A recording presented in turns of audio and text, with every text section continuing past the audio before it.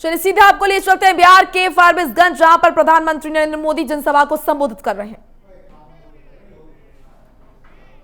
आपकी आवश्यकताओं को पूरा करना यही नीतीश बाबू और उनकी पूरी टीम का मकसद था। वो उन्होंने करके दिखाया है।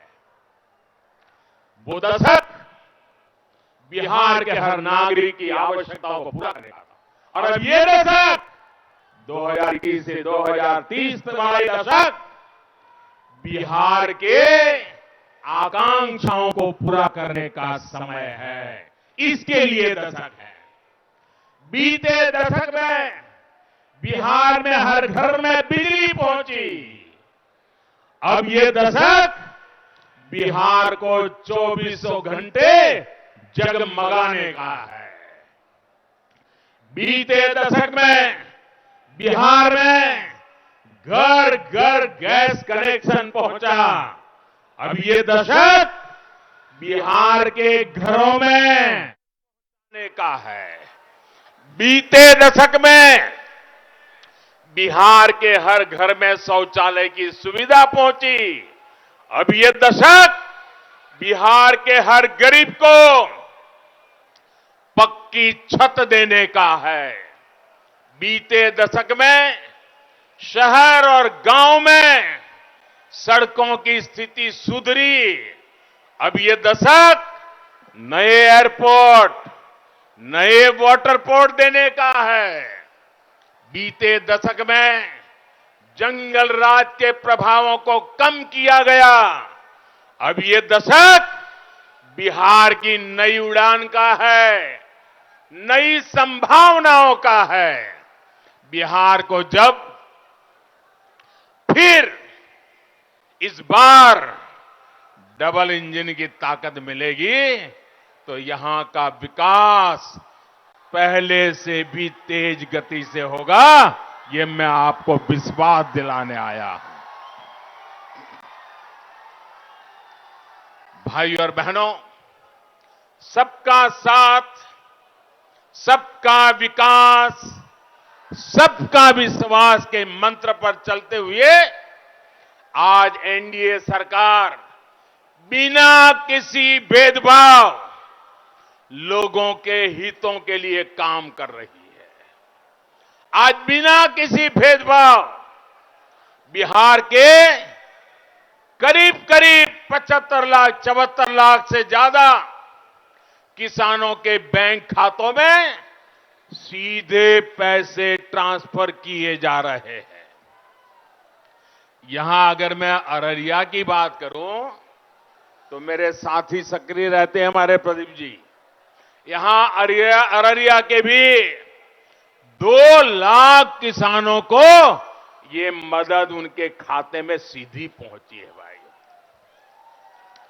बिना किसी भेदभाव बिहार की लगभग 90 लाख गरीब बहन बेटियों को घर में धुएं से मुक्ति दिलाने वाला मुफ्त में गैस कनेक्शन दे दिया गया है। अगर मैं यहां अररिया की बात करूं, इस इलाके में भी 3.5 लाख से ज्यादा महिलाओं को उनके चूल्हे तक ये गैस का काम अब हो चुका है। बिना किसी भेदभाव बिहार में 1.25 करोड़ से ज्यादा शौचालय बनवाए गए हैं। यहां अररिया में भी 4 लाख से ज्यादा शौचालय बने हैं। बिना किसी भेदभाव आज बिहार के हर गरीब को आयुष्मान योजना के तहत 5 लाख रुपए तक के मुफ्त इलाज की सुविधा मिली है। भाइयों बहनों, गरीब के घर में अगर कोई गंभीर बीमारी घुस जाती है तो सिर्फ एक व्यक्ति की जिंदगी नहीं, उस परिवार की पूरी पीढ़ी तबाह हो जाती है। गरीबी से बाहर निकलना चाहता है, एक कदम गरीबी से बाहर ले आया है, लेकिन अगर घर में बीमारी आ गई तो फिर वो गरीबी के अंदर फिर उलझ जाता है। और इसलिए अब कोई गरीब अगर बीमार हुआ तो उसका बेटा दिल्ली में बैठ करके उसी चिंता कर रहा है।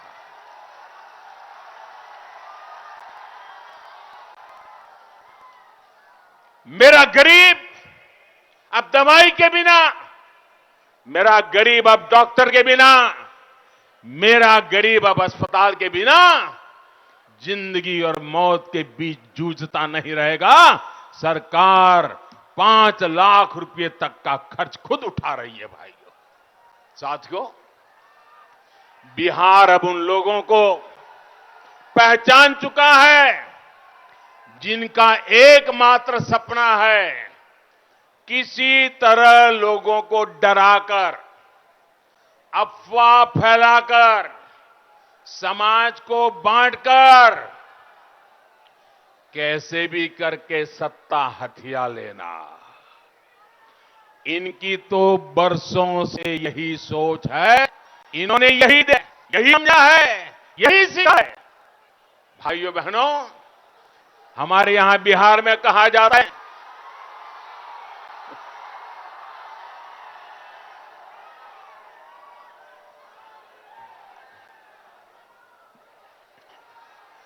साथियों, ये आपका उमंग, ये उत्साह, ये विराट जनसागर,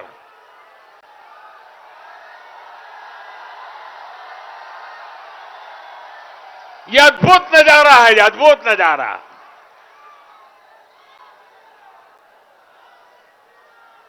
भाइयों बहनों,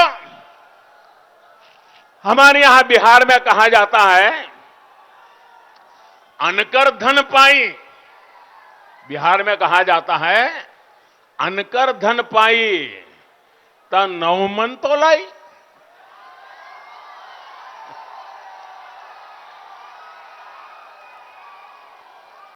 स्वार्थ का भाव ये कि जब दूसरे का पैसा है, जितना चाहे मार लो, खरीदो, क्या फर्क पड़ता है। जब जनता का पैसा है तो जितना चाहे तो ये लोग जनता के लिए, आपके लिए काम नहीं कर सकते। लेकिन आज बिहार की जनता, देश की जनता इन सब लोगों की सच्चाई बराबर जान चुकी है। आप देखिए, ऐसे ही झूठ बोल बोल कर कांग्रेस ने देश के लोगों को क्या क्या सपना दे ही दिखाया। याद कीजिए, दशकों पहले की वो दिन, उछल उछल करके बोल रहे थे, गरीबी हटाएंगे, गरीबी हटाएंगे, गरीबी हटाएंगे। चुनाव आते ही कहते थे, किसानों का कर्ज माफ करेंगे, माफ करेंगे। कभी फौजियों को मिलते थे तो कहते थे, देखो बढ़ रहे हैं, वन पेंशन लागू करेंगे। कभी व्यापारी मिलते तो फिर लोग पकड़ा देते हैं, टैक्स जाल कम करेंगे, टैक्स का जाल कम करेंगे। बात बहुत की, लेकिन भाइयों बहनों, इतिहास गवाह है, दस्तावेज मौजूद है, इन्होंने इसमें से एक भी काम नहीं किया। बातें की, गुमराह किया लोगों को, और इसलिए जनता को लंबे अरसे तक मूर्ख नहीं बना सकते हो। देखिए कांग्रेस का हाल क्या हुआ है, कांग्रेस की हालत कैसी करके रखी है जनता ने। आज कांग्रेस की हालत यह है, आज कांग्रेस की हालत यह है कि लोकसभा और राज्यसभा दोनों को मिला दें तो भी कांग्रेस के पास 100 सांसद भी नहीं है, 100 सांसद भी नहीं है।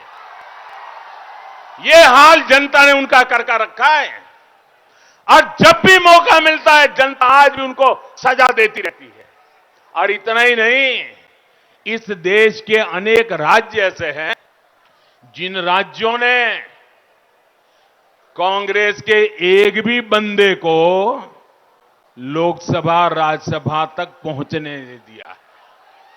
जम्मू कश्मीर देख लीजिए, उत्तराखंड देख लीजिए, राजस्थान देख लीजिए, गुजरात देख लीजिए, आंध्र प्रदेश देख लीजिए, अरुणाचल प्रदेश देख लीजिए। अनेक ऐसे राज्य हैं जहां से कांग्रेस के एक बंदे को भी वहां की जनता ने दिल्ली लोकसभा राज्यसभा में पैर नहीं रखने दिया। आप कल्पना कर सकते हैं देश की जनता इन लोगों से कितनी नाराज है। यूपी, बिहार जैसे राज्यों में आज कांग्रेस तीसरे, चौथे, पांचवें नंबर पर किसी का कुर्ता पकड़ के बचने की कोशिश कर रही है। ये इसलिए हो रहा है क्योंकि इनकी कथनी और करनी में फर्क है। जबकि एनडीए सरकार जो कहती है और कहती भी वही है जो जनता के लिए जरूरी है, और जो जनता के लिए जरूरी है उसी के लिए जी जान से जुड़ जाती है और करके दिखाती है। साथियों, आज एनडीए की सरकार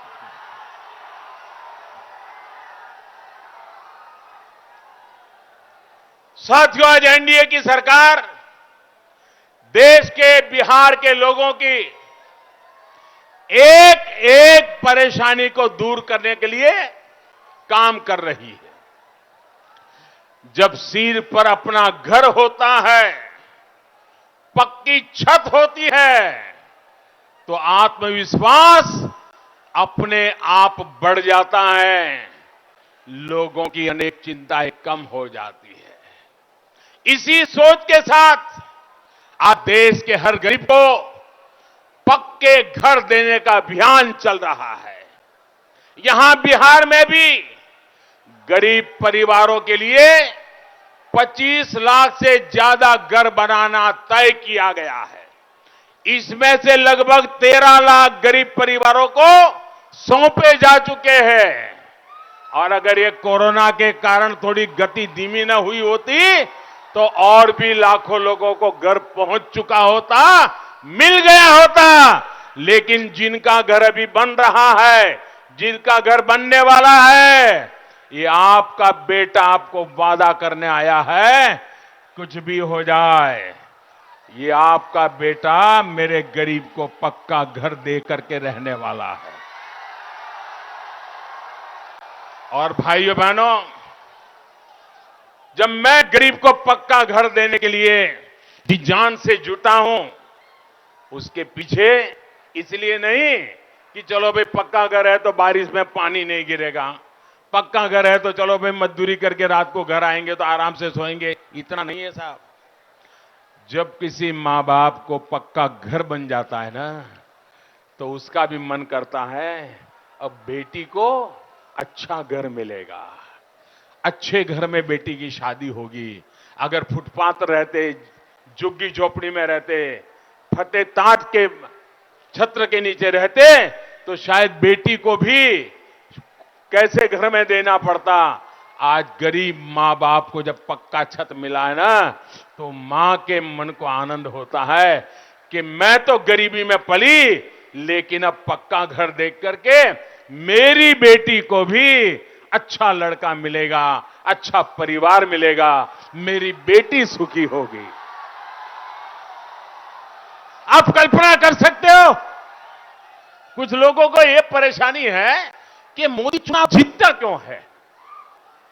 अरे मोदी चुनाव इसलिए जीतता है भाई कि माताओं बहनों के, उनकी बेटियों की चिंता दूर करने का काम मोदी करता है। इसलिए माताएं बहनें ये मोदी पर आशीर्वाद देती रहती है, और तब जाकर के ये गरीबों का बेटा गरीबों की सेवा में अपना जीवन खपाता रहता है। यहां अररिया में भी 80,000 गरीबों को प्रधानमंत्री आवास योजना के तहत पक्का घर दिया जा चुका है। जिन लोगों को मैंने पहले ही कहा अभी घर नहीं मिल पाया है, काम चल रहा है। जो भी पैसे होंगे उस पर पहला अधिकार आपका होगा। आपका घर भी जल्द से जल्द बनेगा। और इसके लिए जब नीतीश बाबू दोबारा आ जाएंगे, फिर से तेज गति से काम शुरू हो जाएगा और उन घरों को भी बना दिया जाएगा। भाई और बहनों, गांव देहात के लोगों की एक और बड़ी दिक्कत रही है। घर के मालिकाना हक, जमीन के मालिकाना हक को लेकर। घर तो था, बाप दादा रहते थे, लेकिन पता नहीं था भाई कागज कहां है, कहां पड़ा है, कौन। और कभी अगर कहीं रिश्तेदार के यहां कहीं जाना है 2-4 दिन के लिए, तो भी मन में रहता था कि वापस आएंगे तब घर हमारा बचेगा कि कोई बैठ जाएगा, अंदर घुस जाएगा, कोई कब्जा कर लेगा। कभी अड़ोस पड़ोस के लोग चिल्लाते थे, देखो 2 फुट तुम मेरे यहां घुस गए, तुम्हारा 2 फुट तो जमीन तेरी नहीं मेरी है, 2 गज जमीन मुझे वापस दे दो, और मारकाट हो जाती थी। कोई गांव ऐसा नहीं था जहां ये मुसीबत नहीं थी। भाइयों बहनों, मैं मध्यम वर्ग के व्यक्ति, निम्न मध्यम वर्ग के व्यक्ति, गांव में रहने वाले व्यक्ति, उनकी परेशानी भी समझता हूं। और इसलिए हमने इस परेशानी को दूर करने के लिए भारत सरकार ने योजना शुरू की है। इसका नाम है स्वामित्व योजना। इस योजना के तहत गांव के लोगों को घर का, जमीन का प्रॉपर्टी कार्ड दिया जा रहा है, और वो भी टेक्नोलॉजी से। गांव के ऊपर ड्रोन घुमाया जाता है और ड्रोन से जगह टेक्नोलॉजी से तय की जाती है। गांव वालों के सामने उसको दिखाया जाता है और वही निर्णय करके टेक्नोलॉजी से फोटो निकाल करके दे दिया जाता है, ये यहां से यहां तक तुम्हारी जमीन है, तुम्हारा घर है, अब तुम उसके मालिक हो भाइयों।